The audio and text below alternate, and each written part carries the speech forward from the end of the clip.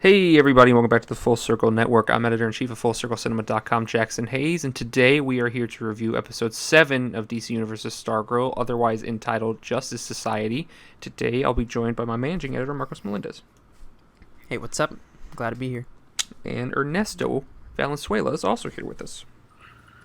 Hey guys, how's it going? Alright, so, this is episode 7. This will be a spoiler review, so if you've not seen the episode, go ahead and click away and watch it, and then come back. So let's just jump into our initial thoughts, and Ernie, I'll start with you. What were your thoughts on this episode?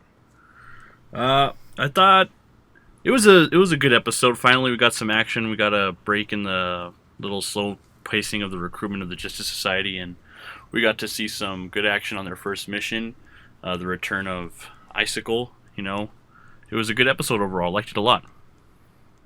Marcos, same question to you. Yeah, I'll agree with you there. I think it was a pretty good step up from last week's episode where we're kind of like lukewarm on that. This time around, I think it's a lot, as you said, we finally get some action, and I think overall it's a more solid episode. I mean, you, Jackson. I'll agree with you both to an extent. I think 75% of the episode was a little bit of what we got last week, and was just kind of treading water. And then the very end finally gave us something that we've been waiting for a few weeks at least, with a little bit of legitimate action, some Injustice Society versus Justice Society action. It just took a while to get there. Not that the rest of the episode was bad, it just wasn't nearly as entertaining as the rest of it. I think we'll agree there. So let's get into it. I mean, as you said, the first I'd say the first 25 minutes or so is pretty much what we've gotten so far. It's just them arguing. And basically, it's the Pat same basically stuff. telling them, acting like they're partners, even though they barely talked in the last 3 episodes. Like, I don't know about that. He just keeps on getting in everyone's way, really.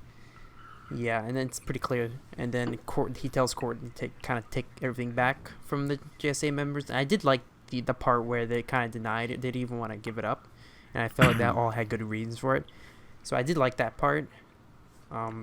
Pat is kind of annoying. I mean, he definitely comes around in the end. He's gotten way too clueless the last few episodes. He's been entirely too behind everybody else, even Courtney. Yeah, our man calls him out. He's like, he's kind of dumb. He should have figured all of this out by now. I mean, it's more of obviously at some point he decided not to look into things and moved away and all that stuff, but he knows nothing. He knows absolutely nothing. He didn't know about Our Man's kids. He didn't know about any of the Injustice Society members and who they are, even though he clearly saw most of them up close and personal and knew stuff about them. The Dr. Mid-Nite's goggles knows everything you need to know about the Injustice Society, but yet Pat doesn't know a thing. Doesn't know a single thing about any of them. So it's just kind of he's just playing this clueless, dad kind of role, and it went a little too far. Especially with the Our Man scenes. He just kind of came off as, just didn't even want to know. He had no idea what was actually going on. He wasn't even trying to help Rick out at all. He was just kind of pushing his agenda on him, and that clearly pushed them the other direction, which led them into a very deadly situation that could have ended very badly had Stargirl not actually, shown up and done something more so than the other 3. Yeah. I guess we'll get into that. I think we'll to play devil's advocate, I think we're going to get a pretty good arc for Pat. I think he's going to end up training them, I guess actually doing something. I feel like that'll kind of rectify that. Well, but my issue with that is, though, all 3 of them, outside of Beth, have cleared some type of, Our Man has strength on his own. Yolanda's clearly very well versed in boxing, and Courtney can clearly handle her own. So it's kind of they need some team bonding, I guess. But in the reality, I don't know how much Pat can offer them. I'd say They just need to learn how to work as a team, is I think what they're trying to push. And at this point, they're kind of running out of stuff to do with Pat, and I think that's why his arc's sort of been going in circles of just him trying to stop things from happening. But I think after this episode, he's finally going to start moving forward into actually becoming a part of the team and actually moving forward with them rather than just trying to get in their way. I mean, it's pretty in your face at the end that he's a part of the team. It definitely takes them taking a beating for them to understand, the severity of the situation, how they need to take a step back rather than just running off and trying to fight a bunch of people they know nothing about and have no way of actually fighting. But we can start. Let's just leading up to the fight, which is obviously what we're gonna dive deepest into. But we can talk about Sportsmaster and Tigress, who we got a lot of this episode, and Artemis on that same note. So we can just, you guys have thoughts on that? Oh, so you start, Ernie. I have some stuff. I have some thoughts here. I'm not really familiar with their characters outside of this show. Boo. But from what I've seen so Boo. far, I like them. You know what, Marcos? I'll give you your chance to talk right now, but let me come from an outsider's perspective, all right? What happened to Comic Okay, Corner? What? okay. What is this nonsense? Oh wow, easy does it, Jackson. All Bro, right. it's a good. Anyways, Continue. I know about most of these characters, all right, and I know about Sportsmaster, but I don't, know his first appearance or his real identity or whatever. So upon learning about these characters more through the show, I think they're pretty good. I mean, I like their arc so far. I mean, they come off as a bit cheesy 90% of the time, but when they eventually come off as a serious threat later on in the episode, I thoroughly enjoyed their characters.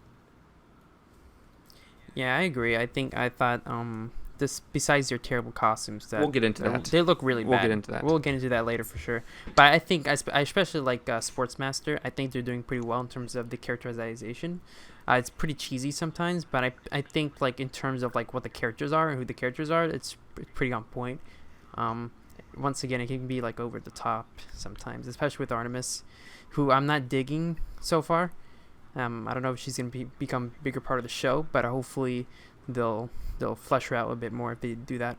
I mean, for anyone who has watched Young Justice, and that was on DC Universe for a while, the last season was. I mean, her character's one that a lot of people like. That's obviously not the same portrayal here. It's vastly different. Oh yeah, much different. But I see some of those things in there, and it's definitely different. I know, Ernie, you're familiar with the Arrow one at least, which is also a completely different character. But a very that character, the one on Arrow, very much was disliked, and I feel like this character can go either way. But I would hope that this portrayal just goes a little more towards what they did in Young Justice rather than what they did in Arrow. Yeah, she's a really like big fan favorite character. I think that was kind of a big surprise out of the first season of Young Justice. So I think when people think of Artemis, besides the comics, they think of that interpretation, and I feel like that's not going to get here at all, which is fine. But I'm not getting good vibes. I mean, so I think far. we'll see. We're going to see.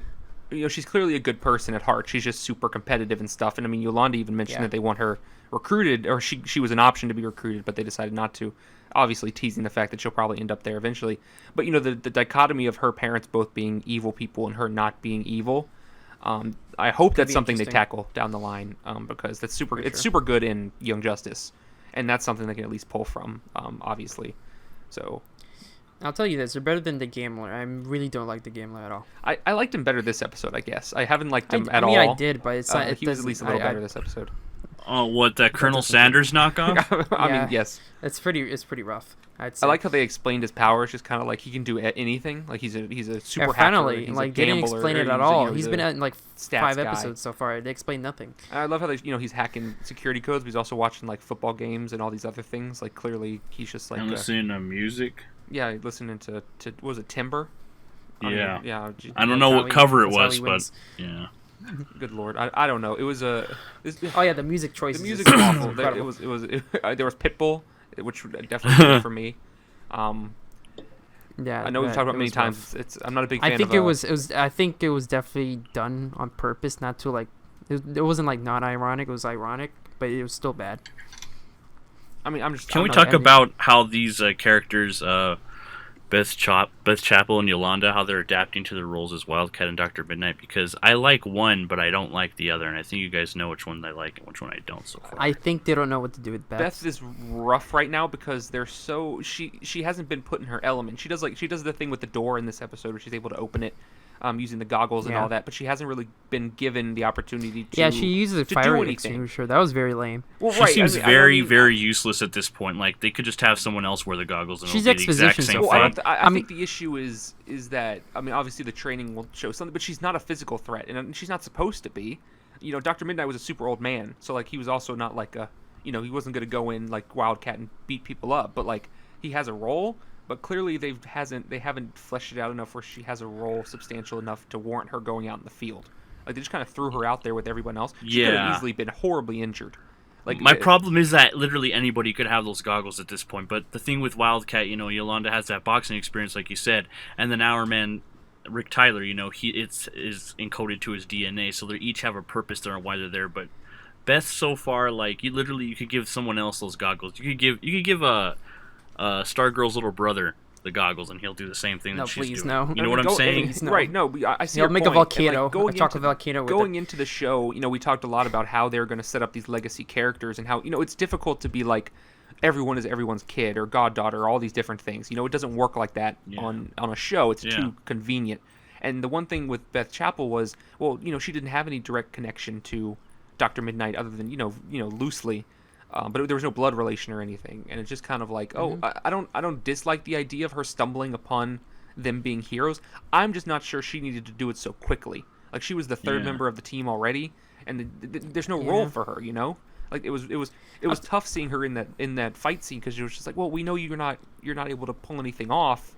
And it's not that I dislike the character. I just don't think she has a role right now. I'll tell you what, just to disagree a little bit, I'd say besides the fight, I kind of enjoy the character a little bit, just because I feel like her role in the team is so, like, it's the most normal out of everyone. It's not like as deep, and the fact like she has these goggles and she just made friends, like that's her only friend so far is the goggles since Dr. Midnight himself. I like that. But that needs to go somewhere. It doesn't. Oh yeah, it's for not, sure. I don't think they've fleshed out enough so far. Right. It's just like they threw out there, and I hope in the next few episodes they do something where she's not boxing training with everyone else. She's not like, doing crazy acrobatics. Like, that's not her character. She needs to be doing something else to put her stamp on the team and not just try to force her out in the field. Which, again, and I don't want to I don't want to regulate her to like person in the chair. As all the CW shows do. But. There just needs to be a place on the team where she fits better than what they did this episode. I feel like they're gonna do is like she's the person standing just beside the fight. Well, right. I just think the danger in that is that she could clearly just get injured. Like, why wouldn't they just attack her? I feel like they'll do something about it. I could even see that as an arc, maybe, like she does get hurt. Right. I mean, that's been done 1,000 times where the rookie comes in and gets injured, and it's it shakes everyone up and all that. And I think it's not necessarily the rookie, but like someone who they know shouldn't be on the field, but it's unspoken, and then it happens, something happens, and they puts it into perspective, like they got to re-examine their role in the team or whatever. Yeah, for sure. I hope so. I'll say I give her a little bit. I'll give her a few more episodes. And then we'll see. I mean, you'll give her as many episodes as she's on the show, Marcos. I don't know what's wrong with you. I mean, I'm just saying. But Yolanda's still the best. That's all I'm going to say. All right. I mean, we can jump off of. I mean, Our Man was. We can talk about Our Man a little bit. I mean, he did a little better this episode than last week. I was not a big fan of him in the last couple episodes. He was just really cliche last week, and I feel like they at least did a much better job this time, giving him the kind of the hot shot role. That, hey, I'm just going to go in and do this because I have this power. And obviously, we've seen it 1,000 times. But if it's not broke, don't fix it. If he's able to go in and just, attempt to bulldoze everyone and it doesn't work, he's obviously going to learn these lessons. And that's obviously he plays like the big dumb idiot here. And I mean, he should. Last episode I didn't like. But I think this episode I enjoyed him for what it was. I think his interaction with Pat was quite good. I felt like that was pretty strong characterization. I can't say that. But I thought he was quite good compared to last episode, anyways.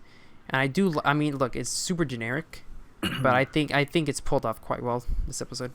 Like how he's just kind of a high head, doesn't know what he's doing, especially in the final fight. All right, so before, do you have thoughts on Our Man, Ernie? Nothing that you guys haven't already said. He's a hot. You only have an hour to say it. Yeah, but there's too much power. At least they explained it. Yeah, they were able to show his powers a little bit more and be able to show how he would treat, being in that costume. And he's still just on that mindset of revenge, I guess. Yeah, Pat's explanation was pretty good, where he talked to him about his dad, how his dad wouldn't abuse the power, and he knew you only do it for an hour and all that stuff. And it's very helpful stuff to Rick. It's stuff that most people who know the character know, but it's not something Rick obviously would know because he's just coming in out of nowhere. Before we jump into the fight, I know we're all itching to talk about. I just want to talk about one subplot in this episode, and something that's been kind of irking me about the show since the start. Volcano. The volcano, and it's not the volcano. Obviously, that whatever. But it's the volcano. Mike's role and Barbara's role. It's Barbara, right? Amy Smart's character. I'll double check. I know it's Amy Smart. Her name might slip my mind. Yeah, it's Barbara. Barbara Whitmore. Okay. I thought so, but where they're in this show is very weird to me. I can see where Barbara's going. She's still working under Icicle and Gambler. They haven't touched on that since they did 4 weeks ago, or whenever it was. But the issue I'm having is it's definitely the long play there with that character, and then Mike, I don't know what's going on, and I don't know what they're doing with that. They're trying to develop a relationship there, but I have absolutely no clue what it has to do with absolutely anything. And I felt literally zero at the end when they were like I thought together. it was completely I out of didn't place. get it I thought it was completely out of place. I was confused as to the old cliche of the kids saying, "Oh, I don't want anyone to come to the science fair." Blah blah blah. Yeah, okay, we've seen it a million times. And then it's nice that she showed up, but like, why didn't Pat show up? What was the explanation? What was he? He wasn't doing anything at that point. Like there wasn't anything going on. I was just confused about the scene and why it was such a big become like a serial killer at the why, end. Like, why was it such a big deal to it. that they had to add this plot in there? I'm not sure, and I don't know if it has anything to do with the runtime. Things are obviously being cut out as we cut to the 40 minutes, rather than the regular what they're slightly longer or slightly shorter for the DC Universe shows. But it's I'm just losing it when it comes to Barbara and Mike. It might just be me though. Absolutely no clue. No, I think. Yeah, she hasn't really had anything significant to do since literally the first episode when she came into contact with Icicle. Right, and that was a good setup, and I was like, oh, that'll be interesting that she's working like under this Project New America thing. That clearly she's going to have some hand in whatever evil thing they have going on, but they've just completely dropped it for like weeks. And I'm like, well, we can't get one scene of her at work or doing something with Icicle or Gambler or something. I mean, look, I did read the synopsis for the next episode. It does say there's something happens with her and Icicle, so I think we'll get something next week. Speaking of Icicle, it's good to see him again, huh? Yeah. Oh, that was a weird scene too. That was a weird scene. I messaged Marcos about that scene when we were talking about it when I was watching it, because that scene stuck out in my mind. Was that scene in the shop, in the ice cream shop or something when she brought the cake? It was a very weird diner. Scene. Yeah, it was a very weird scene. I understood why it happened, but I was just very confused. It was just to show that his son had his powers too, right? It was. It was 100% set up to show that he blew out the candle and the ice came out of his breath and whatever. But it was just very weird and out of place. It was weird, but I didn't dislike it. Oh no, I disliked it. It was kind of cringe. It was really it was cringy, but not. It was in the way that they're trying to make it cringe. Well, it's because we only see Icicle for one scene. Like the last 3 episodes, he's in like one scene an episode. I mean, they're shoving him for like. And then he's just in here and has like a really awkward scene in a diner, and I'm just like, I don't know. He's like the main villain. Like, this is weird. I don't know. I guess that's pretty much it with him. I mean, if that's all your thoughts, I guess it's just me. So I mean, we can jump into the fight. So obviously that was the best part of the episode. We get the 4 new members of the Justice Society, or 3 and Beth, against the team up of Sportsmaster and Tigress. Before we start, we will talk about the outfits. They are horrible. It took me out of the fight in a couple shots. I was very into the fight, and then it would cut to Sportsmaster's I don't understand. hockey like, pads, it looks like a Party or Tigress's City. weird The Tigress makeup. one is even worse. It might be even worse. It's not even an like outfit. I don't even know what it is. Like it's not a costume. It's weird. She's just wearing like shorts in a shirt and just has like. It's weird because we're getting like almost like HBO level action here. Some almost movie level action. I think the choreography was really good, but then you have like those suits. I didn't get. Well, I think Yolanda's looks like a fan film. Worked sometimes. really good like, I don't know. in the scene, and Our Man was looking just fine, and so was I thought Stargirl. They were looking good. The team was fine. looking good, and then they would just run up and show Sportsmaster. I'm like, what are you doing?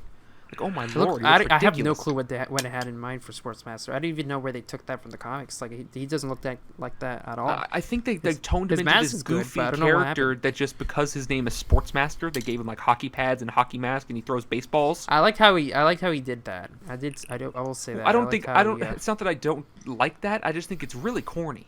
It's like really it's corny. It's corny. way like too corny. I googled Sportsmaster just to see like all the suits he's had and whatnot, and there's the one in Young Justice is very simple. I don't know why they didn't do it. Well, it's simple, but he doesn't throw baseballs at people in Young Justice. His name is Sportsmaster, but he's not. I mean, sure, but I'm looking at the costume and I get it. The character runs a gym and he loves sports, and his daughter's the captain of the football team, and it's very cool, and I like it, and it was fine. But then it was like, okay, I get it. His name is Sportsmaster, but he doesn't have to be. I don't know. Like the manager of a Dick's Sporting Goods, like coming out to fight somebody. Like I don't see the correlation there. Well, I mean, he I was too busy noticing him kicking Our Man's ass to really pay attention to the baseball and hockey pad and whatnot gimmicks because they were actually effective against his enemies. So I didn't really have a problem with it. Ernie. It could have been anything. Well, what else could it have been? I mean, could have had any other type of weapon that any villain has ever used. But he's Sportsmaster, Jackson. Come on. Yeah, man. Sportsmaster. But I did like the baseballs and stuff. I like how he fought. Any other portrayal I've ever seen of Sportsmaster, he has never just thrown baseballs at people. But I get it. I mean, no, they're definitely cheesy and stuff. But Jackson I thought it was wouldn't have really complained good if they were when it came to footballs. fight.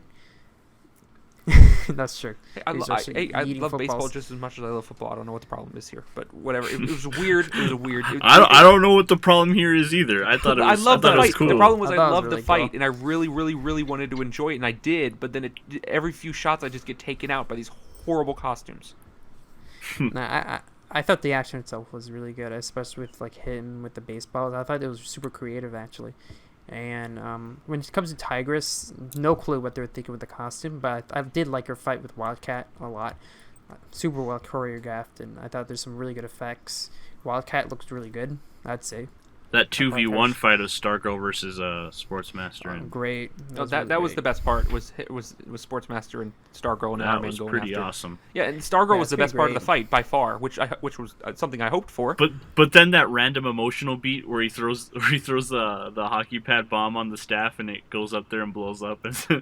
Yeah, it was really awkward. That was an oddly placed emotional beat. Like I thought it would have been good had it not powered back up, and then it was like, oh man, it's like injured. Like these guys like. But they got really beat. I like that it powered back up. I didn't think that would happen. No, if it had powered down, it would have shown the significance of them having been beaten, and then they would have been like, we can't do this. Like we can't fight these guys right now. We're not powered and we're not trained enough. But it just, also, they totally failed their mission. They completely, utterly failed their mission in every sense of the way. Well, yeah, they had, and Pat had to come save them again, even though they probably could have beaten Pat too. I mean, he was just in a row. I assume like Sportsmaster could have, thrown another hockey puck and blown him up. But no, I think he could have stepped on baseballs. Sportsmaster. I think he could have stepped on him. No chance. But I don't know. I mean, listen, it was a great fight, and I hope we get a lot more. And it got me very excited for a full-on Injustice Society versus Justice Society fight. For sure. I feel like that'll be even better. The inevitable Our Man Solomon Grundy fight, which is bound to happen before the end of the season, which is exciting because I'm hoping in my heart of hearts that they're saving all this VFX money showing Solomon Grundy looking pretty bad, in various slight cutscenes and whatever to actually show him like full force at the end. That might just be me dreaming. They'll have Iron Man do that. I do like how Iron Man the use of his powers in the action is really good. I like how he picked up the car, how he kicked it. I thought that was well done. Yeah, he picked up the car for literally nothing. Right, he literally picked it up for no reason, and he didn't do anything. Yeah, I wish he had been able to. I wish he'd be able to throw it and like he had dodged it. I don't know. It would have been cool if he'd been able to. He just kind of picked it up and then he just got hit. But I did like how Stargirl saved. No, that was cool. I just like it kind of made Our Man look like a punk. No. The highlight was when Dr. Mid-Nite took the fire extinguisher. I mean, hey, to each their own, I guess. I mean. All the cool stuff going on. That was a 10 out of 10 moment. I hope to see more fire extinguisher moments in this show. Because, like, not to go back to Beth again, but like I do like the relationship between her and the goggles, and I think it's it's interesting when they talk to each other, and it's kind of like a Jarvis Iron Man thing, to a much lower extent. But it's kind of like all you had was fire extinguisher. Like that was your that was funny. Gadgets, right? There's a fire extinguisher right there. The woman has a crossbow and she's about to kill your friend. And, guys, fire extinguisher, grab it. It's like, okay, that's your best play, I guess. Yeah, I thought he had like a utility belt or something. He just has goggles. I think he does has stuff. I'm sure she'll find something. I'm sure she'll find something to use. Besides the goggles. I just hope they give her something, some type of something. She's gonna blind her enemies with a giant green hologram. Well, where is the owl? She needs to get the owl. He was very skilled in martial arts, so she has a chance here. Okay. Hey, I want to see the owl though. Maybe fix her up. Also, they did they played with the Green Lantern thing again. They teased in the very beginning. We're not getting a Green Lantern anytime soon, so I don't know why they keep like bringing up the fact that Geoff Johns said they're gonna do it at some point. And he said there's no ring, so the ring isn't there for now. Yeah. I mean, I don't know. I don't know what they would even do other than bring in one of the more modern ones, but they're doing the show, so I don't know what they would do on that front. And also, there's also a Green Lantern on the CW, so they don't have to worry about that because John Diggle's going to be the Green Lantern for years to come. John Diggle will be Green Lantern. No one has to worry about it. John Diggle's going to show up in Stargirl. I would die. I would die of happiness. Yeah, I'd never. It'd be just Jackson reviewing the show. But Ernie would be right by my side. Don't talk about him like that. I'll be here ready to support my boy John Diggle. Exactly, one of the best characters in Arrow. I saw him in person, so. Okay, nice for you. You don't support him. That speaks to my authority on this subject. You don't support him. Okay, so any final thoughts on the episode before we wrap up here? I'd say the episode's was like a good 6 out of 10. Then the last few minutes puts it up to 7 to 8. I say, when in doubt, look for a fire extinguisher.